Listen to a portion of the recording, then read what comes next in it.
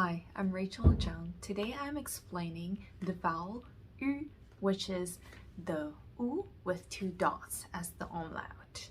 So U can be a bit confusing because sometimes when it's spelled in the Chinese romanization, it's written as just a U, but sometimes you see the two dots as well. So the general rule is that if there is a scenario where U can be pronounced as U and still makes sense, but the meaning changes to another word, then you have to add the two dots as the umlaut. For example, in Chinese, there is no word pronounced as ju, shu, or chu, right? So whenever you see XU, it's always pronounced as shu.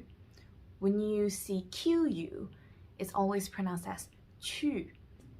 When you see JU, it's pronounced as ju. When you see YU, it's always pronounced as yu. And the same goes for the combination of these things with other vowels. For example, the word for moon in Chinese is yue. It's spelled as Y-U-E, yue. So a lot of English speakers will make the mistake pronouncing it as yue, yue. The mistake they're making here is that they are pronouncing the U. They're saying yue, when actually the U here is actually U. It's the U with the umlaut, so it's pronounced as yu, yue.